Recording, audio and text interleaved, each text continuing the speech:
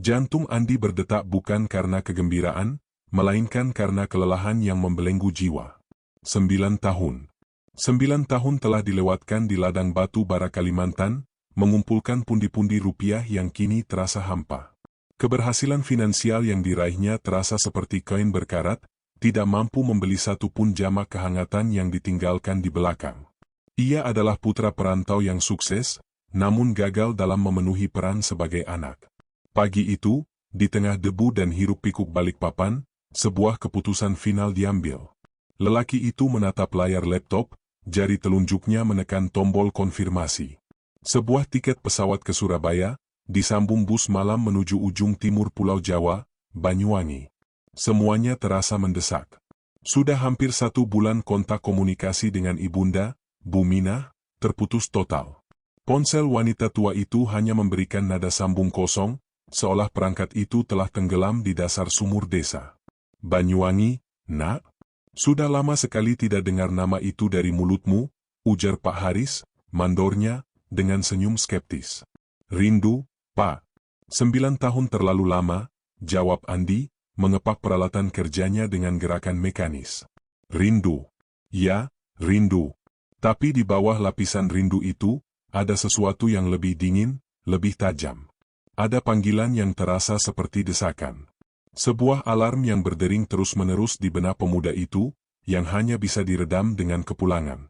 Perjalanan udara terasa singkat, namun saat melangkahkan kaki ke bus jurusan Banyuwangi, suasana berubah total. Hawa Jawa yang lembab dan beraroma tanah bercampur asap kendaraan menusuk indera penciuman sang perantau.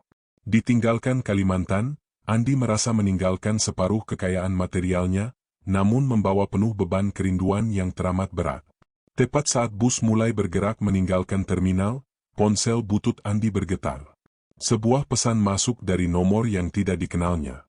Anak muda itu membuka pesan tersebut dengan dahi berkerut. Tulisan di layar itu membuat darahnya serasa membeku. Nak, cepat pulang. Ibu tunggu di pintu depan. Jangan takut. Jantung lelaki itu berdentum keras di rongga dada. Ponsel Bu Minah sudah lama mati. Wanita sepuh itu hanya tahu cara menelepon, tidak pernah sekalipun mencoba mengirim pesan singkat. Bahkan saat ponsel ibunya masih berfungsi, Bu Minah selalu memanggilnya dengan sebutan, Cah Bagus, atau Le, bukan sekadar, Nak. Firasat dingin langsung merayapi. Andi membalas pesan itu, menanyakan siapa pengirimnya. Tidak ada jawaban. Dicobanya menelepon nomor tersebut, tetapi ponselnya tidak dapat menjangkau jaringan. Tidak mungkin, ini pasti kebetulan, Andi mencoba meyakinkan diri. Mungkin ada tetangga yang mengirim pesan menggunakan ponsel baru ibu. Namun, ada getaran aneh dalam pesan tersebut, sebuah nada familiar yang terasa seperti suara Bu Minah sendiri. Sepanjang perjalanan malam, pemuda itu tak bisa memejamkan mata. Pemandangan kebun kopi dan sawah yang berganti di luar jendela bus tidak mampu menghibur kegelisahan. Ia mengenali setiap lekukan jalan, setiap pohon beringin tua yang berdiri kokoh, penanda bahwa jarak menuju rumah semakin menipis. Ketika bus berhenti di stasiun akhir Banyuwangi, waktu menunjukkan pukul 4 sore. Andi segera mencari mobil sewaan yang dapat membawanya langsung ke desa di kaki Gunung Raung. Desa tersebut, tempat Bu Minah tinggal sendirian, memang terkenal sebagai area yang sunyi dan memiliki aura mistis yang kuat, jauh dari keramaian kota. Sopir mobil sewaan, seorang pria paruh baya bernama Pak Tono, menunjukkan rasa cemas yang tak wajar. Sepanjang perjalanan, Pak Tono terus-menerus melihat kaca spion seolah ada sesuatu yang mengikuti mereka. Desa sampean ini, wis beda, Mas, bisik Pak Tono, menggunakan logat osing yang kental. Semua koyo nutup diri. Sudah berbeda, Mas. Semua seperti menutup diri. Maksud Bapak? Tanya Andi, memperhatikan lingkungan sekitar yang terasa terlalu hening.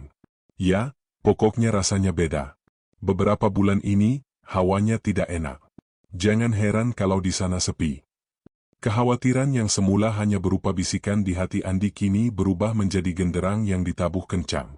Setibanya di gerbang desa, Pak Tono buru-buru menurunkannya di tikungan pertama. Sampai di sini saja, Mas. Saya tidak mau masuk terlalu dalam. Maaf ya, ujar Pak Tono, cepat-cepat memutar mobilnya pergi, bahkan sebelum Andi sempat membayar penuh. Andi terdiam, terpaku di tepi jalan desa. Ia menghirup udara yang jauh lebih dingin dan bersih dibandingkan Kalimantan. Tapi, ada yang salah. Ini bukan sekadar kesunyian desa pada sore hari. Ini adalah sunyi senyap, sebuah kehampaan yang terasa menelan suara. Lelaki itu mulai berjalan menyusuri jalan setapak berbatu menuju rumahnya. Ia melewati beberapa rumah tetangga yang dulu sering dikunjungi. Dilihatnya seorang ibu-ibu sedang menyapu teras. Ketika wanita itu menyadari kedatangan Andi, wanita itu langsung terdiam, matanya membulat, dan buru-buru masuk, menutup pintu dengan bunyi keras. Tak lama kemudian, Andi melihat sekelompok pemuda sedang duduk di warung kopi. Anak muda itu melambaikan tangan dengan senyum lebar, berharap mendapat sambutan hangat. Namun, alih-alih menyambut, mereka semua menunduk, menghindari tatapan Andi, seolah tidak melihatnya, atau lebih tepatnya, seolah tidak ingin melihatnya. Tidak ada sapaan, tidak ada senyum, hanya keheningan yang menyesakkan. Andi terus berjalan. Setiap langkahnya terasa semakin berat. Rumahnya tinggal beberapa puluh meter lagi. Di antara bayangan pepohonan yang mulai memanjang karena matahari hampir terbenam, pemuda itu merasa seperti seorang asing yang tidak diharapkan. Firasat aneh yang dirasakan di bus tadi kini telah menjadi kenyataan yang nyata. Desa ini sakit. Desa ini menyimpan rahasia. Dan di ujung jalan itu, rumah tua peninggalan ayahnya, yang menjadi tujuan kepulangannya, terasa seperti mulut goa yang gelap. Ia mempercepat langkahnya. Hanya ingin sampai, hanya ingin melihat Buminah, dan memeluknya erat, agar semua keganjilan ini hilang. Langit Banyuwangi saat itu berwarna jingga pekat, tanda waktu maghrib akan tiba. Cahaya sisa senja itu terasa terlalu merah, melukis bayangan-bayangan panjang yang menari di jalan setapak. Andi akhirnya tiba di depan rumahnya, sebuah bangunan kayu tua yang tampak ringkih, dikelilingi pagar bambu yang banyak patah. Rumah itu terlihat jauh lebih tua dari yang diingatnya. Catnya mengelupas, jendelanya kotor, dan halaman depannya ditumbuhi ilalang tinggi. Sejak ayah meninggal, Buminah memang merawatnya sendirian, namun tidak pernah seburuk ini. Sebuah aura keterabaian yang menyayat hati. Lelaki itu meletakkan tas ranselnya yang berat. Pandangannya terpaku pada pintu utama. Pintu kayu jati tua itu terbuka sedikit, menciptakan celah gelap yang seolah mengundang. Pesan singkat di ponsel tadi langsung terlintas, "Ibu tunggu di pintu depan." Andi menarik napas dalam-dalam, mencampur bau lumut dan tanah basah khas desa. Ia mendekati ambang pintu, langkahnya ragu, bercampur rasa bersalah karena keterlambatan kepulangan yang teramat lama. Tiba-tiba, dari balik celah gelap itu, muncul sebuah sosok. Itu Buminah. Meskipun 9 tahun berlalu, wajahnya tetap sama, kerutan tipis di sudut mata, rambut yang digelung sederhana, dan senyum tipis yang selalu menenangkan. Tapi ada yang berbeda. Wanita tua itu mengenakan kebaya lusuh berwarna coklat tua, yang tidak pernah Andi lihat sebelumnya. Kebaya itu tampak kusam dan sedikit longgar di badannya. "Ibu." Suara Andi tercekat, hampir menangis. Semua keraguan, semua firasat buruk, seolah lenyap seketika, digantikan oleh kelegaan yang luar biasa. Sosok itu, Buminah, tidak bergerak mendekat.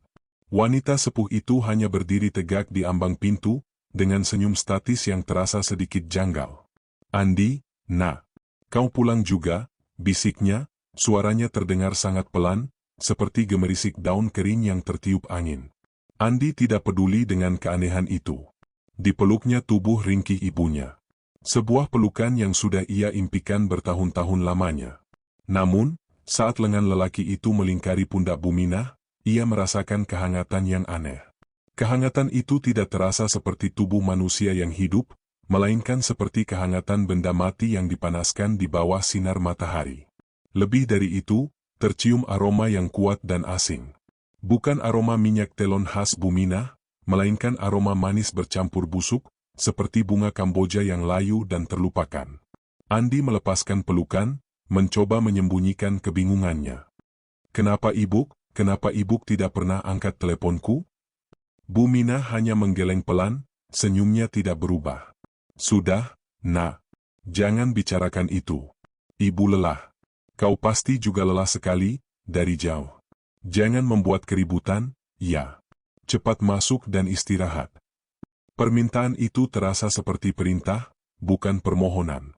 Andi melihat mata ibunya, yang tampak terlalu gelap, seolah menyerap seluruh cahaya senja.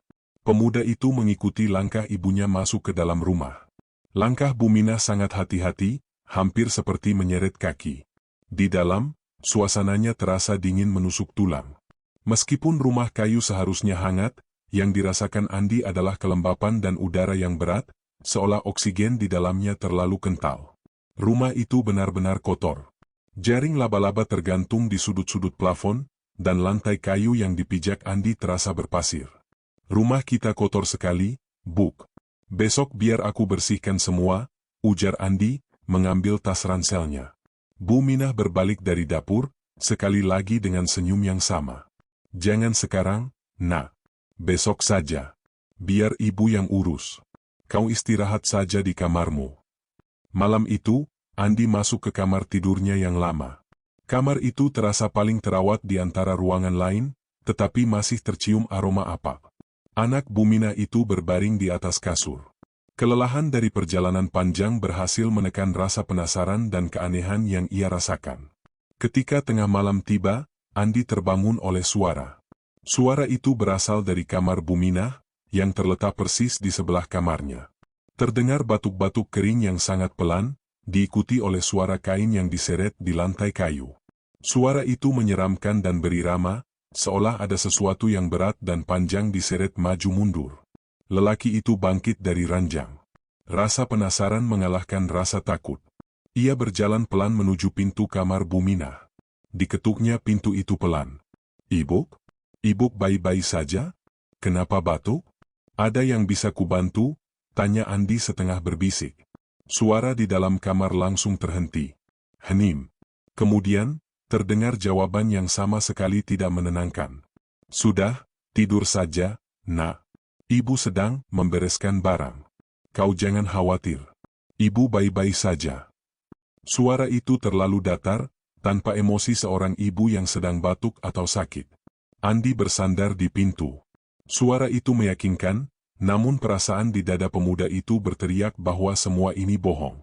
Kembali ke kamarnya, Andi mencoba tidur. Namun, mata pemuda itu terus menatap langit-langit. Pikiran lelaki itu dipenuhi pertanyaan. Kenapa Buminah melarangnya membersihkan rumah?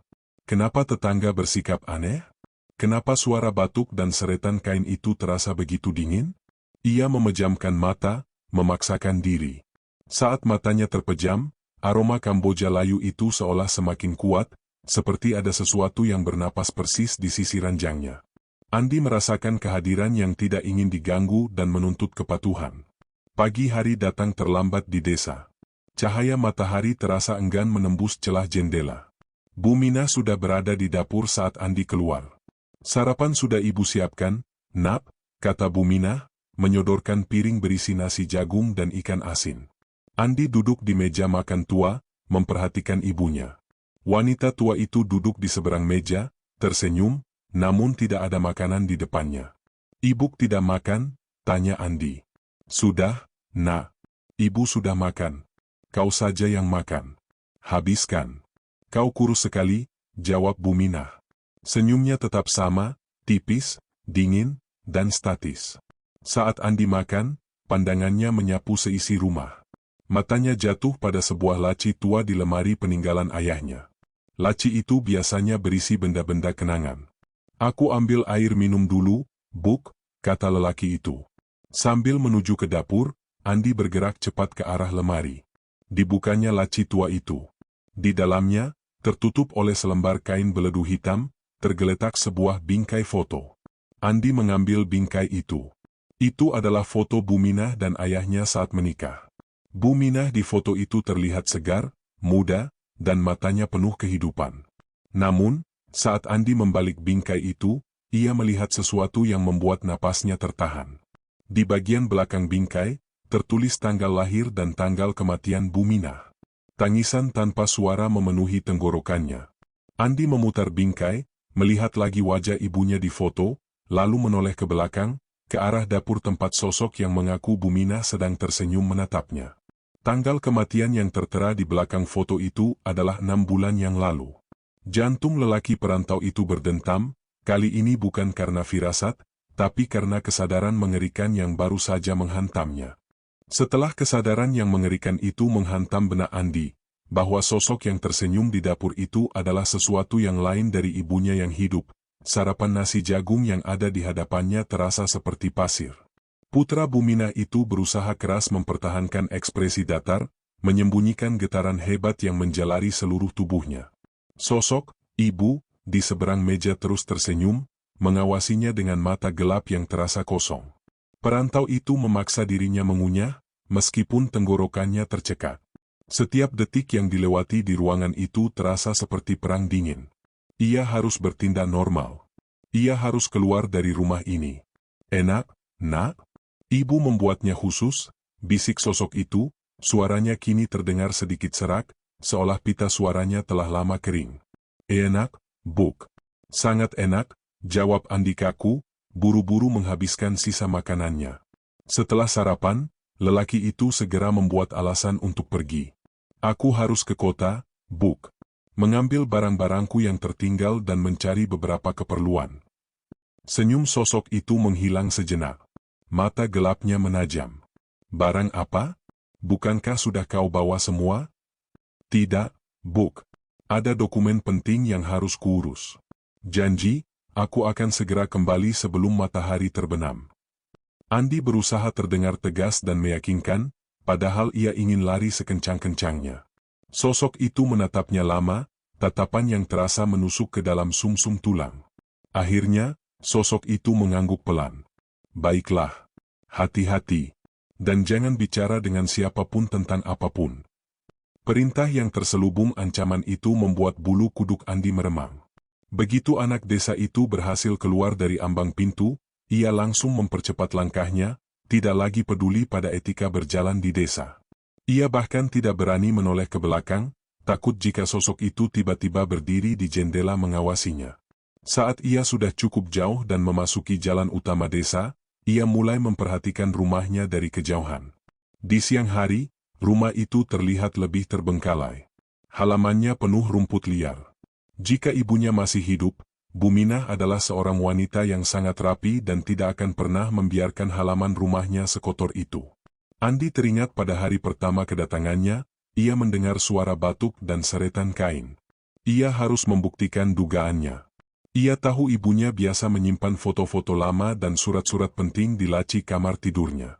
Mengambil napas dalam-dalam, lelaki itu berbalik, bertekad kembali, tetapi bukan ke rumahnya.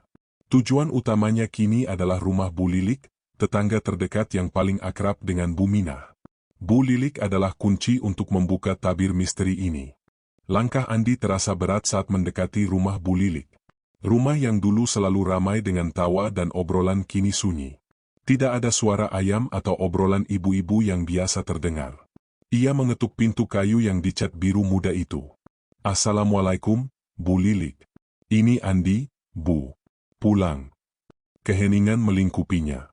Andi mengetuk lagi, lebih keras. Tiba-tiba, pintu terbuka sedikit. Bu Lilik muncul di celah. Wajah wanita paruh baya itu langsung pucat pasi saat matanya bertemu pandang dengan Andi. Sorot matanya bukan menunjukkan kebahagiaan menyambut anak perantau, melainkan ketakutan murni. Andi, kakau sudah pulang? Bu Lilik tergagap, suaranya tercekat. Iya, Bu. Baru kemarin sore. Aku mau silaturahmi, Bu. Sekalian mau tanya soal Ibu Minah. Jawab pemuda itu mencoba tersenyum, berharap Bu Lilik akan meredakan ketegangannya. Bu Lilik melihat ke belakang punggung Andi dengan cepat, seolah memeriksa apakah ada yang mengikuti. Kemudian, dengan gerakan panik, wanita itu menarik lengan Andi dengan kuat, memaksanya masuk ke dalam rumah, dan menutup pintu dengan tergesa-gesa. Jangan keras-keras. Jangan sampai ada yang dengar, bisik Bu Lilik, suaranya bergetar hebat. Bu Lilik menggiring Andi ke ruang tengah, yang remang-remang. Aroma dupa yang menusuk hidung tercium kuat, seolah Bu Lilik baru saja melakukan semacam ritual perlindungan. Duduklah, nak. Cepat, cepat. Bu Lilik mendorong Andi untuk duduk di kursi rotan. Ada apa, Bu? Kenapa semua orang di desa ini bersikap aneh? Kenapa semua seolah takut padaku? Tanya Andi, matanya penuh kebingungan dan kepanikan. Bu Lilik memegang kedua tangan Andi erat-erat. Jari-jari wanita itu terasa dingin. Andi, kau tidak boleh tinggal di sana. Kau harus pergi, bisik Bu Lilik, mendekatkan wajahnya. Air mata mulai menggenang di mata wanita itu. Di mana, Bu? Di rumahku? Kenapa? Kan ada Ibu Minah. Bu Lilik menggeleng cepat, raut wajahnya menyiratkan kesedihan yang mendalam. Ibumu? Ibumu sudah tenam, Nak. Bu Minah sudah tiada. 6 bulan lalu. Meninggal mendadak saat tidur. Dunia Andi terasa runtuh. Meskipun ia sudah menduga dari tulisan di belakang foto, mendengarnya langsung dari mulut Bu Lilik adalah kenyataan yang mematikan. Lalu siapa yang menyambutku kemarin, Bu? Siapa yang ada di rumahku sekarang? Dia memasak untukku, Bu. Suara lelaki itu berubah menjadi rintihan. Itu bukan ibumu yang asli, Nak, bisik Bu Lilik, nyaris tanpa suara. Itu adalah penunggu. Sesuatu yang mengisi kekosongan. Desa kita ini kental, Andi. Mereka bilang, karena kerinduan ibumu yang terlalu besar padamu sebelum meninggal, arwahnya tidak bisa tenang. Lalu, ada entitas lain yang datang, menyamar sebagai Bu Minah, memenuhi janji ibumu untuk menunggumu di pintu depan. Dia menyentuhku, Bu. Memelukku. Andi tidak sanggup melanjutkan kalimatnya. Kau harus pergi sekarang, Andi. Kau harus lari ke kota, hubungi Pak Lurah. Dia tahu harus bagaimana. Jangan kembali ke rumah itu. Mereka, para tetangga, mereka tidak berani melihatmu, karena mereka tahu kau pulang disambut bukan manusia. Mereka takut, jika mereka menyapamu, entitas itu akan marah dan mengganggu seluruh desa. Bu Lilik menarik napas panjang, mencoba menenangkan dirinya. Kau harus melakukan ritual pelepasan. Kalau tidak, entitas itu akan menggenggammu dan membuatmu tetap tinggal di sana selamanya. Saat Bu Lilik hendak menceritakan detail kematian Bu Minah, tiba-tiba terdengar suara ketukan keras dari arah pintu rumah Andi. Gedebub, gedebub. Ketukan itu memekakan telinga, bukan ketukan sopan, melainkan pukulan brutal yang mengguncang dinding rumah Bu Lilik. Bu Lilik tersentak, matanya melebar karena teror yang luar biasa. Suara itu suaranya, Andi.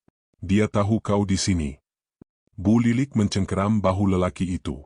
Lalu, dari kejauhan, sebuah suara samar terdengar melayang terbawa angin, memanggil dengan nada yang familiar, namun dipenuhi kemarahan dingin. Andi, cepat pulang. Jangan dengarkan omong kosong orang lain. Ibumu menunggumu. Suara itu adalah suara Bu Minah yang dikenalnya, tetapi diliputi oleh aura kepemilikan yang mengancam. Bu Lilik menjadi sangat panik. Pergi sekarang, Andi. Lari ke arah sungai, lalu temui Pak Lurah. Cepat. Bu Lilik mendorong Andi menuju pintu belakang. Aku akan mengalihkan perhatiannya. Kau jangan pernah menoleh ke belakang. Andi, dalam kondisi shock dan ketakutan yang mencekik, tidak bisa berpikir jernih. Lelaki itu hanya mengikuti naluri bertahan hidupnya. Dibukanya pintu belakang dan ia mulai berlari kencang menuju area kebun belakang rumah Bu Lilik. Anak yang malang itu berlari secepat yang pemuda itu bisa, menjauhi rumah yang seharusnya menjadi tempat terhangat di dunia. Ia lari, meninggalkan semua pertanyaan yang belum terjawab, meninggalkan ketakutan Bu Lilik, dan meninggalkan suara seram yang kini terdengar memanggil-manggil namanya dengan nada kesal dari kejauhan. Andi terus berlari tanpa tujuan. Langkah kakinya yang cepat tidak lagi menapaki aspal desa, melainkan memecah sunyi di jalur pinggir sawah, menjauhi rumah Bu Lilik dan suara panggilan yang kini terasa seperti bisikan iblis. Lelaki itu tahu, jika entitas itu sampai menangkapnya, Bu Lilik akan dalam bahaya besar. Nasihat Bu Lilik, untuk pergi ke sungai dan menemui Pak Lurah, berputar cepat di benaknya. Namun, sebelum pemuda itu sempat mencapai perbatasan desa, sebuah dorongan lain yang lebih kuat menariknya. Dorongan yang datang dari rasa bersalah dan kenangan masa kecil. Ia ingat persis, dahulu ibunya sering bercerita tentang kebun kecil di belakang rumah, di bawah pohon Kamboja tua. Bu Minah pernah berujar bahwa tempat itu terasa paling damai, dan ia ingin suatu hari, jika Bu Minah tiada, tempat itu menjadi tempat peristirahatan terakhirnya, bahkan sebelum dimakamkan di pemakaman umum. Itu adalah wasiat sederhana yang dulu dianggap sebagai candaan muram. Rasa penasaran dan kebutuhan untuk memverifikasi semua fakta yang baru ia dengar membuat Andi berbalik arah. Ia mengambil jalur memutar, menyusuri pematang sawah yang licin, hingga akhirnya sampai di belakang rumahnya sendiri. Rumah itu dari belakang terlihat lebih gelap dan lebih besar dari yang seharusnya. Jendela kamar mandi yang biasanya terbuka kini tertutup rapat, seolah rumah itu adalah peti mati kayu yang disegel. Andi menyelinap masuk ke area kebun. Area itu dulunya terawat, tetapi kini dipenuhi semak belukar dan ilalang setinggi pinggang. Ia harus bersusah payah membersihkan jalan dengan tangannya. Bau tanah basah dan daun yang membusuk menyambutnya. Di antara rerimbunan itu, lelaki perantau itu akhirnya melihatnya. Di bawah naungan pohon Kamboja tua yang dahan-dahannya terasa merunduk sedih, terdapat sebuah gundukan tanah yang relatif baru. Tanah itu berwarna lebih coklat gelap, berbeda dari tanah liat merah di sekitarnya. Gundukan itu panjang, berbentuk seperti makam sederhana. Di ujung gundukan itu, tertancap nisan kayu yang polos, tanpa ukiran nama, hanya dilingkari oleh 3 kuntum bunga sedap malam yang sudah mulai layu. Darah Andi seolah ditarik paksa dari otaknya, meninggalkannya dalam kehampaan yang dingin. Ini adalah makam. Makam yang sengaja dibuat tersembunyi, di tempat yang sangat pribadi, seperti yang pernah diucapkan Bu Minah bertahun-tahun lalu. Andi berlutut di samping gundukan itu. Tangan anak yang terlambat pulang itu menyentuh tanah yang masih terasa lunak. Kehangatan yang ia rasakan saat memeluk ibu, kemarin kini berganti menjadi dinginnya tanah di tangannya. Air mata yang sejak kemarin tertahan kini tumpah, bukan air mata sedih, melainkan air mata penyesalan dan teror yang tak terhingga. Ibu? Benar, ibu sudah pergi, bisik pemuda itu lirih, suaranya tercekat. Kenapa kau tidak memberiku kesempatan untuk melihatmu terakhir kali? Saat Andi merenungi nasibnya, tatapannya terangkat ke arah jendela kamar Bu Minah yang menghadap langsung ke kebun. Jendela itu tertutup, tetapi di celah antara gorden yang lusuh, Andi melihat pergerakan. Tubuhnya langsung menegang. Di balik kaca jendela yang buram, tampak siluet dari sosok yang dikenalinya. Sosok itu adalah wanita tua dengan kebaya kusam yang sama. Sosok itu berdiri tegak, kepalanya sedikit miring, dan tampak jelas sedang menatap lurus ke arah gundukan tanah dan ke arah Andi yang berlutut di sampingnya. Wajah sosok itu tidak menampilkan senyum statis yang dingin.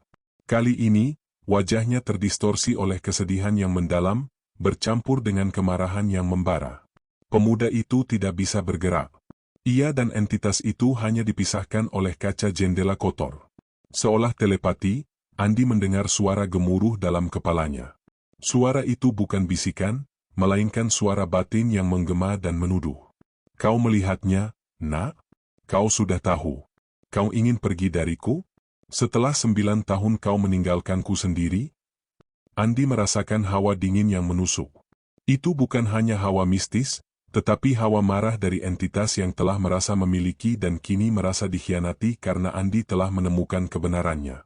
Jendela kamar itu perlahan, sangat perlahan, mulai terbuka. Andi melihat tangan pucat yang kurus mencengkeram kusen jendela, kuku-kuku yang panjang dan gelap. Rasa takut yang luar biasa akhirnya memicu naluri pelarian. Andi tidak menunggu sampai sosok itu benar-benar muncul. Ia bangkit, tidak peduli pada semak belukar yang mencabik-cabik kulitnya.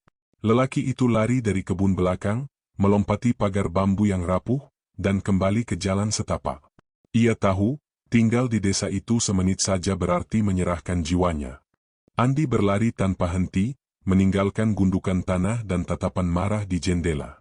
Kini, tujuannya hanya satu, mengambil sisa-sisa kenangan ibunya yang asli dan melarikan diri untuk mencari bantuan Pak Lurah.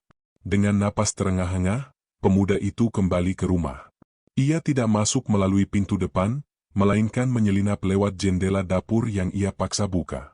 Ia harus bergerak cepat sebelum entitas itu kembali dari kamar. Tujuan Andi langsung menuju kamar Bu Minah.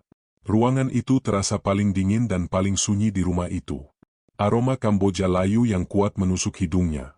Ia tidak peduli pada barang-barang di kamar yang berantakan, ia hanya mencari petunjuk lain. Dilihatnya sebuah lemari kayu jati tua yang selalu digunakan ibunya untuk menyimpan pakaian adat. Dibukanya lemari itu dengan hati-hati. Di antara tumpukan kain batik dan kebaya lama, tersembunyi sebuah kotak kayu berukir yang ia kenali. Itu adalah kotak tempat Buminah menyimpan dokumen penting. Andi membuka kotak itu dengan tangan gemetar. Di dalamnya terdapat sertifikat tanah, akta kelahiran miliknya, dan sebuah amplop coklat tebal yang sudah usang. Di amplop itu tertulis namanya, "Untuk anakku Andi." Lelaki itu menarik surat itu keluar. Kertasnya terasa rapuh dan kuning. Dengan air mata yang kembali mengalir, ia membuka lipatan surat itu. Tulisan tangan di dalamnya adalah tulisan tangan Buminah yang dikenalnya dengan baik. Surat itu berbunyi, "Anakku, Andi yang ibu sayangi. Maafkan ibu, nak, kalau surat ini yang kau temukan, berarti umur ibu tidak sampai.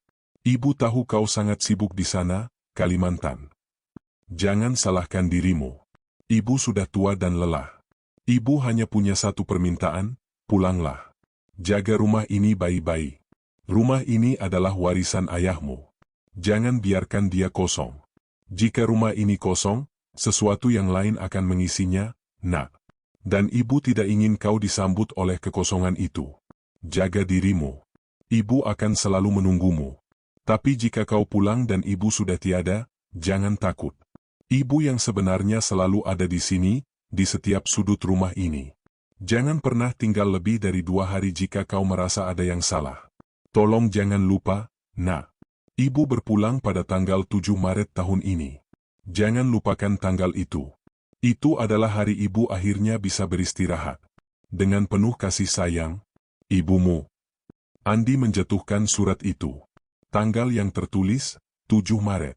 Tepat 6 bulan yang lalu. Tanggal itu sama dengan yang tertulis di balik foto. Kesadaran mengerikan itu kini berubah menjadi kepastian yang mutlak dan menusuk. Andi bukan hanya pulang ke rumah yang ibunya tinggalkan, tetapi Andi pulang ke rumah yang kini dikendalikan oleh entitas yang menyamar sebagai ibunya. Entitas itu telah menyambutnya, memeluknya, menawarinya makan, dan memintanya untuk tidak membuat keributan, agar keberadaannya tidak terungkap. Lelaki itu menyadari, setiap detik ia berada di rumah ini, ia telah memberi makan entitas itu dengan kasih sayang dan energinya sebagai anak yang merindu. Tiba-tiba, terdengar suara pintu depan terbuka dengan decitan panjang. Sosok itu telah kembali.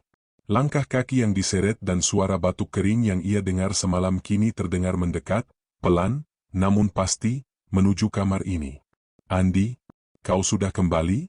Kenapa kau tidak memberitahu ibu kalau kau sudah di rumah?" Suara sosok itu terdengar lebih dalam dan lebih menuntut dari sebelumnya. Andi tidak lagi berpikir. Ia meraih ponsel, dompet, dan surat wasiat itu, menyumpalkannya ke dalam saku celana. Lelaki itu tidak punya waktu untuk mengambil tas ranselnya yang ada di ruang tamu. Sambil melompati jendela kamar Buminah, Andi melarikan diri, kembali ke kebun belakang. Ia berlari kencang menuju perbatasan desa, berbekal satu-satunya informasi berharga, Pak Lurah adalah kunci jawaban dan keselamatan. Ia harus cepat, karena di belakangnya, terdengar jeritan nyaring dari rumahnya yang kosong, jeritan kekalahan dan kemarahan dari entitas yang telah kehilangan korbannya. Andi berlari sekuat tenaga, melewati batas desa, jantungnya berdentum lebih keras daripada genderang saat musim panen. Teriakan kemarahan dari rumahnya sudah memudar di belakang, digantikan oleh suara sungai yang menderu, yang berarti ia semakin dekat dengan keselamatan. Lelah dan berkeringat, lelaki itu akhirnya mencapai jalan desa yang lebih besar, di mana rumah-rumah berdiri lebih rapat dan tampak lebih terawat. Inilah kompleks perumahan kepala desa. Ia melihat plang kayu bertuliskan, kantor kepala desa, lurah, dan rumah dinas. Tanpa mengetuk, pemuda itu menerobos masuk. Di ruang tamu yang sederhana, ia mendapati Pak Lurah sedang duduk, menyesap kopi bersama seorang pria tua berjanggut putih yang tampak mengenakan pakaian adat Jawa Timur. Begitu melihat kedatangan Andi yang kacau balau, dengan wajah pucat dan pakaian compang-camping, kedua pria itu terkejut. "Andi, ya Allah, kau datang juga," seru Pak Lurah, segera berdiri. Di wajah tokoh desa itu tidak ada rasa terkejut, melainkan ekspresi kewaspadaan dan kesedihan yang mendalam. "Pak Lurah, Bapak harus membantuku. Aku baru tahu, Bu Mina sudah tiada," kata Andi terengah-engah, langsung menjatuhkan diri di kursi. Ia menunjukkan surat wasiat yang telah kusut di tangannya. Pak Lurah mengangguk perlahan, mengambil tempat duduk kembali. Ia tidak terkejut. "Duduklah, Nak. Aku sudah menunggu kedatanganmu. Kau baru saja datang dari rumah, kan?" "Bagaimana Bapak tahu?" tanya Andi, bingung. "Satu desa tahu kau pulang. Tapi, satu desa juga tahu, kau pulang terlambat," jawab Pak Lurah, suaranya syarat penyesalan. "Perkenalkan, ini Mbah Sastro. Beliau adalah sesepuh desa, beliau yang mengurus hal-hal seperti ini." Mbah Sastro, pria tua berjanggut putih itu, menatap Andi dengan mata yang tajam dan bijaksana. "Kami tahu kau pulang, Nak. Dan kami tahu siapa yang menyambutmu di pintu. Bu Lilik sudah datang kemari tadi pagi, menangis ketakutan." Pak Lurah kemudian menceritakan detail yang tidak sempat disampaikan Bu Lilik. Bu Minah meninggal 6 bulan lalu setelah sakit singkat. Kematiannya damai, tetapi arwahnya tidak. Sebelum meninggal, Bu Minah terus-menerus mengatakan, "Aku harus menunggu Andi. Aku tidak akan pergi sebelum melihatnya pulang." Kerinduan seorang ibu itu kuat, Nak. Di tanah Banyuwangi yang kental mistis ini, kerinduan itu bisa menjadi pintu masuk, jelas Pak Lurah. Pintu masuk bagi energi lain. "Sebulan setelah Bu Minah wafat, kami mulai merasakan hawa dingin dari rumahmu. Dengar-dengar, ada sosok yang mulai terlihat di jendela, menyamar sebagai Bu Minah. Dia menjaga rumah itu, mengisi kekosongan yang kau ciptakan karena kau tak kunjung pulang." Andi mendengarkan dengan kepala tertunduk. Semua ini adalah kesalahannya. Keterlambatannya telah menciptakan penderitaan bukan hanya untuk dirinya, tetapi juga untuk arwah ibunya. Aku melihatnya. Dia menyentuhku, berbicara denganku. Dia bahkan memasak untukku," lirih pemuda itu. Mbah Sastro tersenyum tipis, senyum yang sama sekali tidak lucu. "Dia kuat, Nak. Dia bukan hantu gentayangan biasa. Dia entitas yang mengikatkan dirinya pada janji kerinduan. Tujuannya satu, membuatmu tetap tinggal di rumah itu, sebagai pengganti Bu Minah yang ia tiru. Dia ingin memiliki anak yang merawatnya. Jika kau semakin lama tinggal, semakin ia akan menguasai jiwamu, dan kau akan berakhir sebagai penjaga rumah tua itu selamanya." Kenyataan itu menusuk Andi lebih dalam dari pisau. Ia telah menghabiskan 2 hari dalam jerat kematian. "Apa yang harus kulakukan, Mbah?" "Aku harus bagaimana?" pinta Andi, putus asa. "Kau harus menghadapinya, Nak. Kau harus melakukan ritual pelepasan. Kau harus menunjukkan pada entitas itu bahwa kau sudah tahu kebenarannya, dan bahwa kau sudah menerima kepergian ibumu yang sebenarnya. Hanya dengan itu, arwah Bu Minah yang asli bisa tenang, dan entitas palsu itu tidak punya alasan lagi untuk tinggal," kata Mbah Sastro tegas. "Ritual itu harus dilakukan malam ini juga. Dan tempatnya, harus di depan rumah Bu Minah."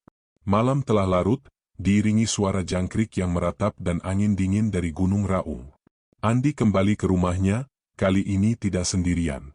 Ia ditemani Pak Lurah dan Mbah Sastro. Mbah Sastro membawa tas anyaman yang berisi dupa, kembang 7 rupa, dan sebuah wadah kuningan berisi air yang telah didoakan.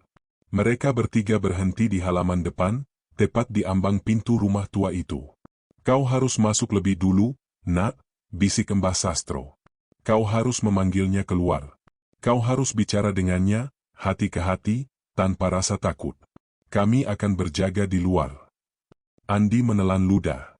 Ia merasakan setiap sel di tubuhnya berteriak ketakutan, tetapi ia ingat surat wasiat ibunya, dan ia ingat tatapan Bu Minah yang sesungguhnya di foto itu. Ia harus mengakhirinya. Lelaki itu melangkah ke depan, menggeser pintu yang sedikit terbuka itu. Ruang tamu itu gelap gulita, dingin, dan berbau apek. "Ibu, aku pulang," panggil Andi, suaranya sedikit bergetar. Tidak ada jawaban. Namun, dari kamar Bu Minah, terdengar suara gesekan yang sama, suara kain diseret. Perlahan, sosok itu muncul dari kegelapan kamar. Sosok ibu, kini berdiri di lorong, diterangi oleh cahaya rembulan yang sedikit masuk dari jendela samping. Sosok itu terlihat jauh lebih buruk dari perjumpaan terakhir. Kebaya kusam itu kini tampak compang-camping, dan wajahnya pucat pasi, matanya cekung dalam kegelapan. Sosok itu tidak lagi tersenyum. Raut wajahnya penuh kecurigaan. "Kau kembali, Nak. Ibu tahu kau akan kembali," kata sosok itu, suaranya kini terdengar berdengung, bukan lagi bisikan. "Kau bertemu dengan Bu Lilik, kan? Kau dengar omong kosong mereka, kan?"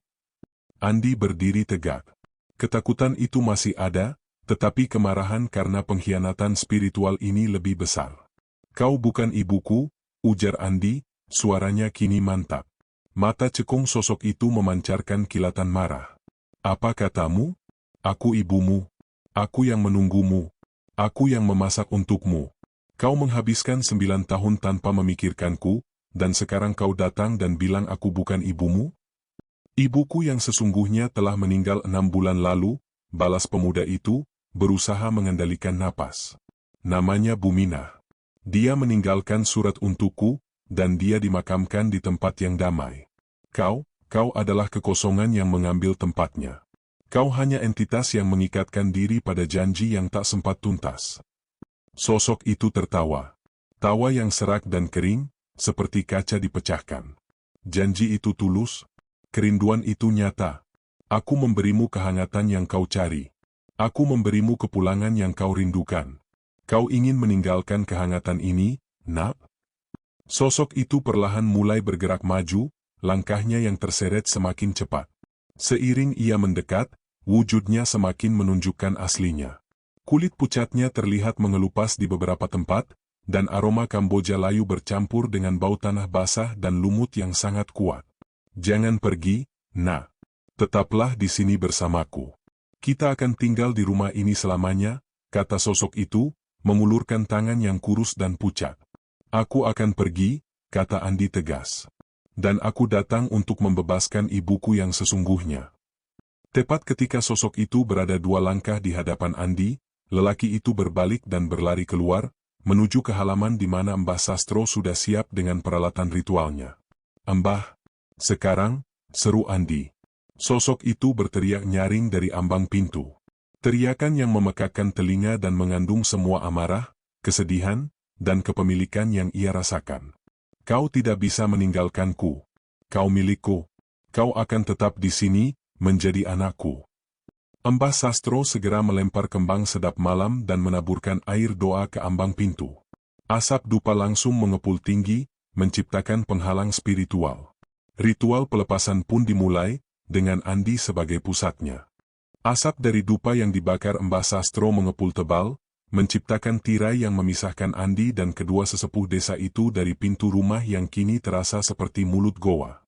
Di ambang pintu, sosok ibu berteriak kesakitan dan kemarahan, suaranya terdengar seperti 2 pita suara yang beradu, suara halus Buminah dan suara geram yang dalam dan maskulin.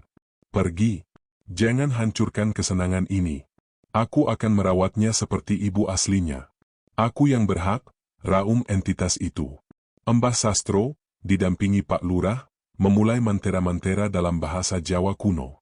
Tangannya bergerak cepat, menyebarkan garam kasar dan menaburkan bubuk kunyit ke tanah, menciptakan lingkaran perlindungan di sekitar Andi. "Nak Andi, dengarkan aku baik-baik," kata Mbah Sastro, matanya terpejam fokus. "Sekaranglah waktunya. Kau harus bicara pada arwah ibumu yang asli. Panggil dia, Nak. Ucapkan terima kasih dan minta maaf." Dengan begitu, entitas yang menirunya tidak punya alasan lagi untuk menahan kerinduan itu. Andi gemetar hebat. Ia menarik napas dalam-dalam, mengambil sisa-sisa keberaniannya. Ia memejamkan mata, memanggil kenangan ibunya yang paling hangat, wajah tersenyum saat memberinya bekal sekolah, pelukan terakhir di stasiun sebelum ia merantau, dan tawarnya saat mereka memanen jagung bersama. "Ibu, Buminah," panggil Andi, suaranya lantang, memecah mantera Mbah Sastro. "Aku minta maaf, Buk. Maafkan aku yang terlambat pulang. Maafkan aku yang membuatmu menunggu sendirian," teriak lelaki itu, air mata mengalir deras. "Tapi sekarang aku sudah pulang. Dan aku sudah tahu kebenarannya. Aku datang bukan untuk tinggal dengan dia, sambil menunjuk pintu, aku datang untuk membebaskanmu. Saat kata-kata itu diucapkan, entitas di ambang pintu menjerit keras. Sosok itu mulai berubah wujud. Kebaya kusamnya seolah meleleh menjadi asap hitam, dan tubuhnya menyusut, memunculkan bayangan sosok kurus, gelap, dan mengerikan yang tidak memiliki wajah, hanya lubang gelap. Namun, yang paling mengejutkan adalah apa yang terjadi di sebelah gundukan tanah di kebun belakang. Di tengah-tengah asap dupa yang melayang, Andi melihat sebuah cahaya putih lembut muncul di udara. Cahaya itu memudar, memperlihatkan sosok wanita tua yang sangat dikenalnya. Wajahnya tidak pucat, melainkan bersinar damai, dengan seulas senyum tulus yang hangat. Ia mengenakan kebaya bersih yang tampak baru. Itu adalah Buminah yang sesungguhnya. Arwah Buminah berdiri di sana, menatap putranya dari kejauhan. Matanya berkaca-kaca, tetapi tidak ada kesedihan, hanya cinta yang tulus dan lega. "Anakku, kau sudah pulang?" Andi mendengar bisikan itu di benaknya. Bukan suara yang berdengung dan menakutkan, melainkan suara ibu yang jernih dan penuh kasih sayang. "Ibu, aku mencintaimu, Buk," teriak Andi, ingin berlari dan memeluk sosok cahaya itu. Arwah Buminah menggeleng pelan. Ia mengangkat tangannya yang lembut, memberi isyarat agar Andi tetap di tempatnya.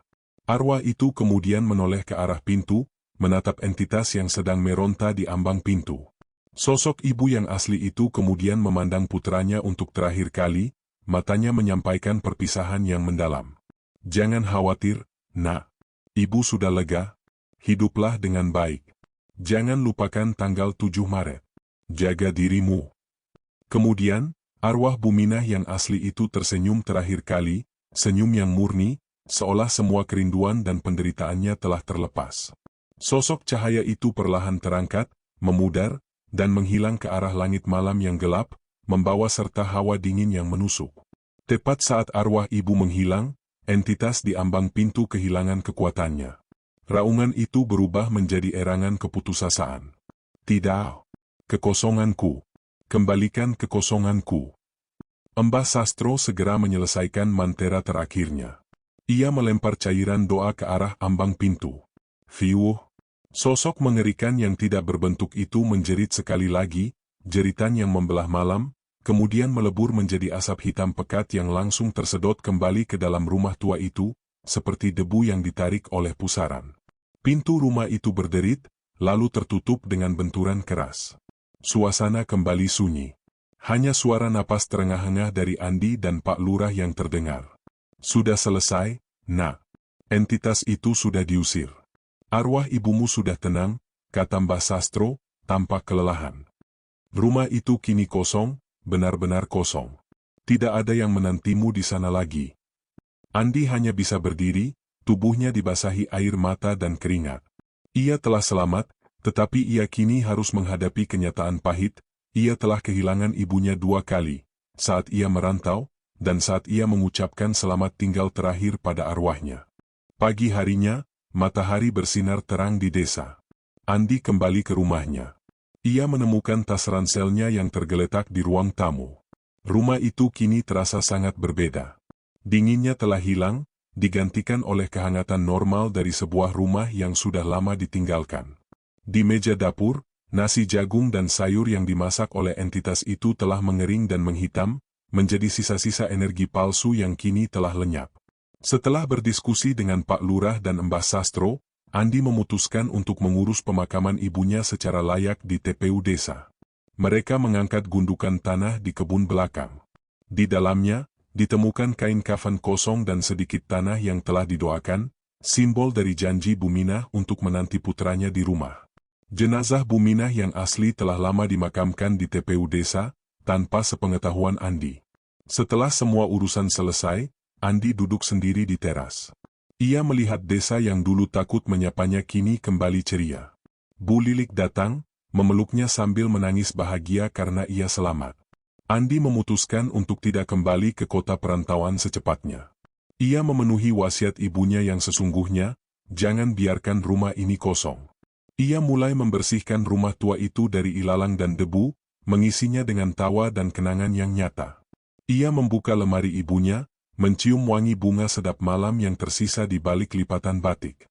Andi akhirnya menyadari.